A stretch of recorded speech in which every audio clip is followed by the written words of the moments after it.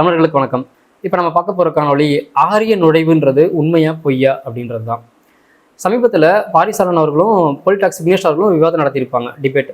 அதில் பாரிசாலன் சொல்லியிருப்பாரு, ஆரியர்கள் வெளியிலிருந்து இங்கே தமிழர்களோட கலப்பினத்தில் ஈடுபட்டாங்க. அதற்கான ஆதாரமாக ஒரு ஜெனட்டிக் ஆதாரத்தை வச்சிருப்பாரு. நான் அந்த ஜெனட்டிக் ஆதாரங்களை தேடி பார்த்தப்ப அது எனக்கு ஒரு முடிவாக வரல. அது கொஞ்சம் நீண்டுகிட்டே தான் போகுது. ஒவ்வொருத்தரும் ஒவ்வொரு ஆதாரங்கள், ஒவ்வொரு நிறுவனம் ஒவ்வொரு ஆதார முடிவை கொடுத்ததுனால எனக்கு அதில் உறுதியாக சரியாக தெரியல. ஸோ இப்போ நான் அதை மட்டும் ஸ்கிப் பண்ணிவிட்டு வேறு சில ஆதாரங்களை நான் முன்வைக்கிறேன். உதாரணத்துக்கு சங்ககால பாடல்கள், மொழி, வாழ்வியல், இந்த மூணுத்தையும் வச்சு ஆரிய நுழைவு உண்மையா இல்லையா அப்படின்றத நம்ம பார்க்கலாம். முதல்ல சங்ககால பாடல் அது ஒன்று பார்த்துருவோம். அகநானூறு 396. ஆரியர் அலர தாக்கி பேர் இசைத்தொன்று முதிர் வடவரை வணங்குவில் பொறித்து. அதாவது சேர மன்னன் வடநாட்டின் மேல் வெற்றி பெற்று இமயமலையில் வில் சின்னம் பொறித்ததாக புகழ்கிறது. ஸோ இந்த பாடல் எதை குறிக்குன்னு உங்களுக்கே தெரியும். சேரன் செங்குட்டுவ மன்னன் இமயமலைக்கு வரைக்கும் போயிட்டு ஆரிய படையை தோற்கடிச்சு அங்கே இமயமலையில் தன்னுடைய வில் சின்னத்தை பொறித்தாரு அப்படின்றது தான் இது குறிக்குது. இதே போல் சிலப்பதிகாரத்தில் ஒரு பாண்டி மன்னன் இருப்பார்ல, அதாவது கண்ணகி ஒரு பாண்டி மன்னன் கிட்ட முறையிடுவாங்க இல்லையா, அந்த பாண்டி மன்னனோட பேர் ஆரிய படை கடந்த நெடுஞ்செழியன் அப்படின்றது. ஸோ அவருமே வடநாடு வரைக்கும் போயிட்டு அவர் ஆரிய படையை தோற்கடிச்சிருக்கிறாரு அப்படின்றதான் அதோட அர்த்தம். அப்போது இது ரெண்டுத்தையும் வச்சு பார்க்கும்போது நமக்கு என்ன தோணுதுன்னா, இந்த ரெண்டு மன்னர்களுமே வடநாட்டுக்கு போய் தான் ஆரியர்களோட போர் செஞ்சுருக்காங்க.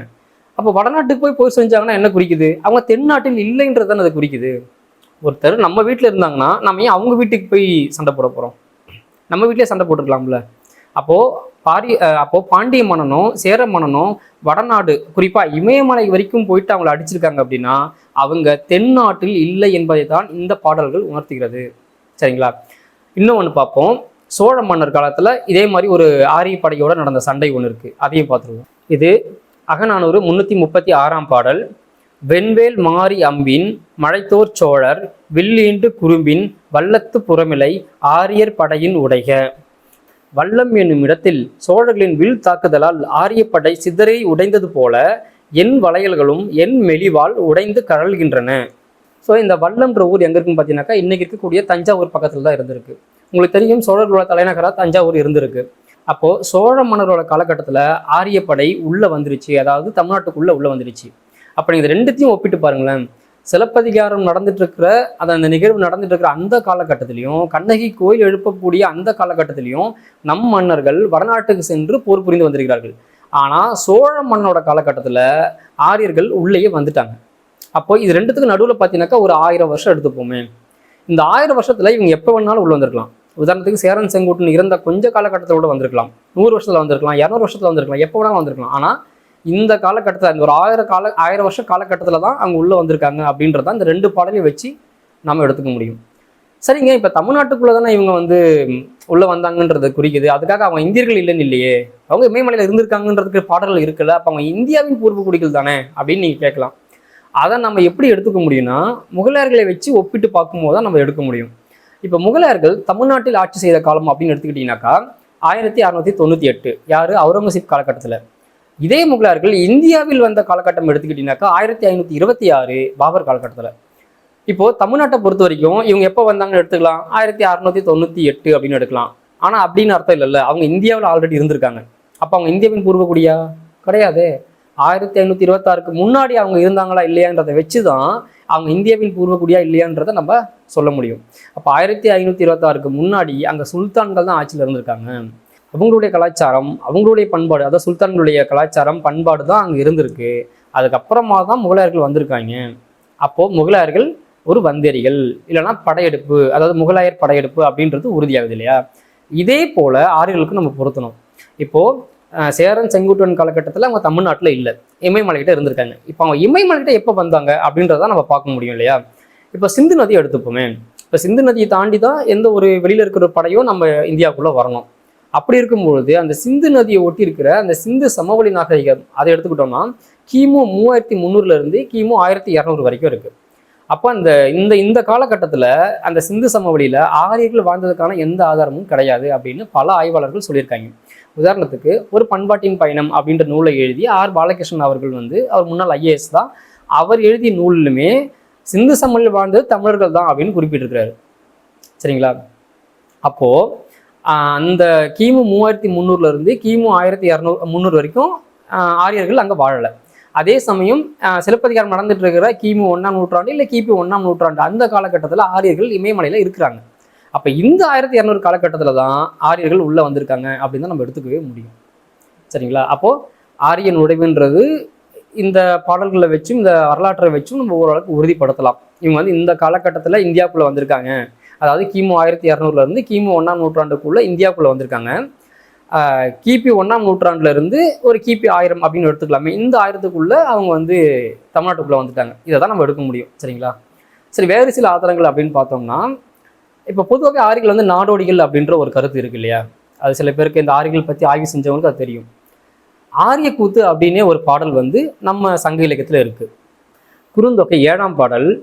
வில்லோன் காலன கழலே தொடியோல் மெல்லடி மேலவும் சிலம்பே நல்லோர் யார்கொள் அழியர் தாமே ஆரியர் கயிறாடு பறையின் கால்பொற கலங்கி வாகை வெண்ணென்று ஒலிக்கும் வேய்பயில் அழுவம் முன்னியோரே.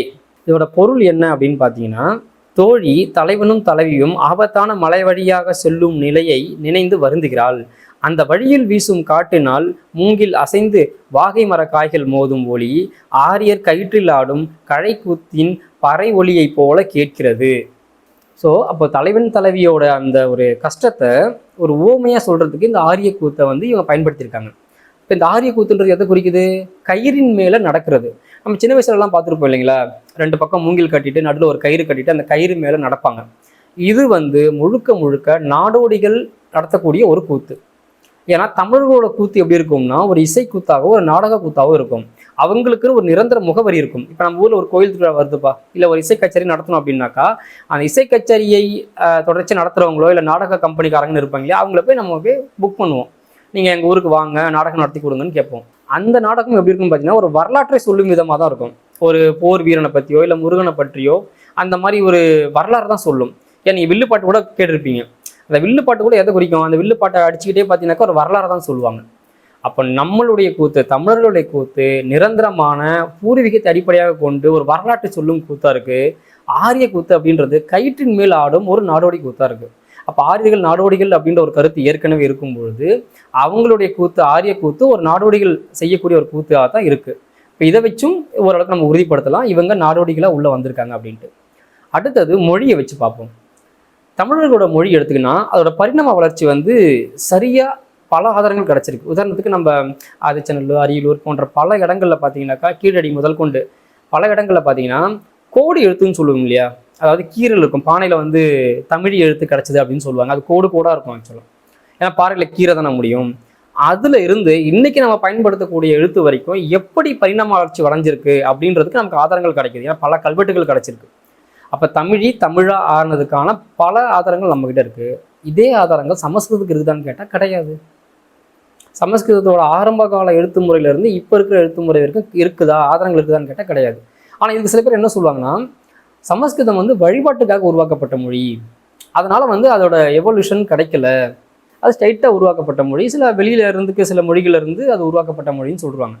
இப்போ நாம் என்ன கேட்குறோன்னா, தமிழர்கள் நம்ம முன்னோர்களையோ இல்லை நம்ம கடவுளையோ வணங்குறதுக்கு எதுக்கு இன்னொரு மொழியை தேர்ந்தெடுக்க போகிறோம்? நமக்கு தேவையே இல்லையே. இன்னைக்கு வரைக்கும் குலதெய்வம் கோயிலில் நம்ம எந்த மொழியில் பூஜை பண்ணுறோம்? நம்ம மொழியில் தானே. நம்ம எந்த மொழியில் பேசுகிறோமோ அந்த மொழியில் தானே நம்ம வந்து பூஜை பண்ணுறோம். நம்ம அம்மா அப்பா கிட்ட பேசணும்னா எந்த மொழியில் பேசுவோம்? நம்ம மொழியில் தான் பேசணும். நம்ம முன்னோர்கள் யார்? இல்லை நம்ம ஆட்கள் தான், நம்ம முன்னோர்கள் தான். அவங்ககிட்ட பேசணும்னா புதுசாக ஒரு மொழியை கண்டுபிடிச்சி அதுக்கு ஒரு எழுத்து வடிவம் கொடுத்து அதுக்கு ஒரு உச்சரிப்பை கொடுத்து அதிரியாக பேச போகிறோம்? இல்லையே. இன்னைக்கு வரைக்கும் பல கோயில்களில் தமிழில் கூட முழக்க பண்ணணும், தமிழில் பூஜை பண்ணணும் தான் நம்ம போராடிட்டு இருக்கோம்னா, நம்ம இதுக்கு ஒரு புதுசாக ஒரு மொழியை கண்டுபிடிச்சி கொண்டு வர போகிறோம். அப்போ அந்த மொழி வெளியில இருந்து வந்த மொழி, நாம உருவாக்கின மொழி கிடையவே கிடையாது. இதை வச்சு பார்க்கும்பொழுதும் சமஸ்கிருதத்தை பேசக்கூடிய ஆரியர்கள் வெளியிலேருந்து வந்திருக்காங்க அப்படின்றதான் உறுதியாக தெரியுது. சரி, இன்னொரு விஷயமும் பார்த்துருவோமே. இப்போ ஆரியர்களுடைய அந்த அவங்களுடைய அடிப்படை என்னன்னா வேதங்கள் தான். அந்த வேதத்தில் என்ன சொல்லப்பட்டிருக்கு?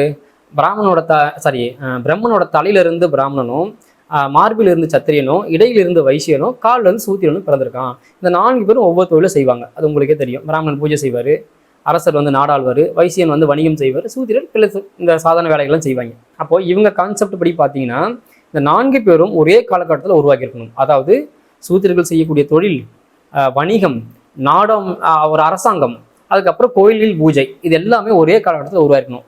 இது சாத்தியமா? அறிவியல் படி இது சாத்தியமே இல்லை. நீங்கள் மனிதர்களோட பரிணாம வளர்ச்சி எடுத்தீங்கனாலும் இது சாத்தியமே இல்லை. ஏன்னா மனிதர்கள் எப்படி உருவானாங்க? தரையில் பிறந்து மலைக்கு போயிட்டாங்க. ஏன்னா மிருகங்களுக்கு பயந்து மலைக்கு போயிட்டாங்க. அங்கே இருக்கிறதெல்லாம் சாப்பிட்டுக்கிட்டு அப்படியே கூட்டம் பெருசாக தான் அவங்க வந்து முல்லை நிலத்துக்கே வராங்க. இப்போ மலைன்றது குறிஞ்சி எடுத்தீங்கன்னாக்கா அதுக்கப்புறமா தான் அவங்க மேய்ச்சல் சமூகமாக முல்லை நிலத்துக்கு வராங்க. அந்த முல்லை நிலத்துக்கு வரும்பொழுது தான் இந்த தலைவன்ற ஒரு கான்செப்டே உருவாகுது. குறிஞ்சிலே இருந்தாலுமே அது சின்ன சின்ன குழுக்களுக்கு தான் இருந்திருக்கு. முல்லைக்கு வரும்போது தான் கொஞ்சம் பெருசாகுது. ஏன்னா ஆடு மாடுகள்லாம் பாதுகாக்கணும்ல, அதனால. அதுக்கப்புறமா தான் மருதம் உருவாகுது. ஏன்னா அப்பவும் உணவு பற்றாக்குறை பத்தலைன்னும் போது மருத நிலத்தில் வந்து விவசாயம் பண்ணுறாங்க. அப்போ தான் உருவாகுது. அப்போ தான் வணிகம் ஸ்டார்ட் ஆகுது. முல்லை நிலத்திலே வணிகம் இருக்குது. இப்போ ஒரு பால் வாங்கணும், இல்லை ஆடு வாங்கணும், மாடு வாங்கணும், ஒரு பண்டமாற்று முறையாக இருக்கலாம். ஆனால் மருதத்தில் வரும்பொழுது தான் வணிகம் பெருசாக பரவுது. அதாவது மற்ற நாடுகளுக்கு ஏற்றுமதி பண்ணுற அளவுக்கு பெருசாகுது. அதே சமயத்தில் நெய்தல் திணையும் உருவாகுது. பொறுமையாக அதை கொஞ்சம் கொஞ்சமாக தான் இந்த பரிணாம வளர்ச்சி அடைஞ்சிருக்கே தவிர இவங்க சொல்கிற மாதிரி ஒரே காலகட்டத்தில் ஒரே நேரத்தில் 4 விதமான தொழில்கள் கிடையவே கிடையாது. அப்போ இதை வச்சு பார்க்கும்போதும் நம்மக்கிட்ட வந்து ஒரு தெளிவான ஒரு ஆதாரம் இருக்குது. அந்த பக்கம் இல்லை, அந்த மாதிரி ஒரு சாத்தியமும் இல்லை அந்த ஒரு 4 தொழில் ஒரே காலகட்டத்தில் நடக்கிறதுக்கு. ஸோ இதன்படி பார்த்தாலும் இந்த கட்டுக்கதைன்றது வெளியிலேருந்து தான் வந்திருக்கு, நம்மக்கிட்ட இல்லை. ஏன்னா நம்ம தான் வாழ்ந்துட்டு வர்றோமே, மலையிலேருந்து வர்றோம், முல்லைக்கு வர்றோம், மருதத்துக்கு வர்றோம். நம்ம வாழ்ந்துட்டே வரும்பொழுது திடீர்னு எப்படி இந்த 4 தொழில் வந்துச்சு நம்ம சொல்ல முடியும்? இந்த 4 வர்ணம் வந்துச்சுன்னு சொல்ல முடியும்? இப்போ நம்மகிட்ட அது இருந்ததே கிடையாது. அப்போது இதெல்லாம் வச்சு பார்க்கும்போது ஆரியர்கள் வெளியிலிருந்து வந்தாங்க, ஆரிய நுழைவு என்பது உண்மைதான் அப்படின்றத தான் இது குறிக்குது. ஸோ இதுதான் என்னோட ஆதரவுகள். இதை வச்சு நாமளா சிந்திச்சு தான் சில முடிவுக்கு வர முடியும். எல்லாத்துக்குமே வந்து ஒரு ஆய்வு நிறுவனமோ இல்லை ஒரு நிறுவனம் கொடுத்த ஆதாரத்தை குடுன்னு கேட்டு இருந்தோம்னா அது சரியா வராது. ஏன் நம்ம எல்லாருக்கும் தனி ஒரு மூளை இருக்குல்ல, அதை வச்சு யோசிச்சு பார்க்கலாம்ல. ரொம்ப சிம்பிளா நீங்க யோசிச்சு பாருங்க. சிலப்பதிகாரம் நடக்கிற காலகட்டத்துல நம் மன்னர்கள், தமிழ் மன்னர்கள் வடநாட்டுக்கு போயிட்டு ஆய்வோட போர் புரிஞ்சிருக்காங்க. சோழ மன்னனோட காலகட்டத்துல தஞ்சாவூர்லயும் போர் புரிஞ்சிருக்காங்க. அப்ப இந்த காலகட்டத்துல இவங்க உள்ள வந்தாங்கன்றதுல இது ரொம்ப எளிமையா யோசிச்சாலே வந்துரும்ல. அதே மாதிரிதான் முகிலாயர்களோட ஒப்பிட்டு பார்க்கும்போது சிந்து சமவெளி காலகட்டத்துல இவங்க இல்லை, ஆரியர்கள் இங்க கிடையாது. அவங்க வாழ்ந்ததற்கான ஆதாரங்கள் எதுவுமே இல்லை. ஆனா சேரன் செங்குட்டுவன் காலகட்டத்துல அவங்க இமயமலைகிட்ட இருந்திருக்காங்க. அப்ப உள்ள வந்திருக்காங்கன்றதுதான் எனக்கு குறிக்குது. அப்புறம் அவங்களுடைய மொழி, அவங்களோட வாழ்வியல் இதெல்லாமே நீங்க வச்சு பாத்தீங்கன்னா நிச்சயமா ஆரிய நுழைவு உள்ள இருந்திருக்கு. சோ முதல் ஆரிய வருகைன்ற வார்த்தை தப்பான வார்த்தைங்க. அவங்க யாரும் வந்து ஆரத்தை எடுத்து வரவேற்க. ஆரிய நுழைவு என்பதுதான் அது சரியான வார்த்தை. மீண்டும் அடுத்த காணொலியில் சந்திக்கிறேன். நன்றி, வணக்கம்.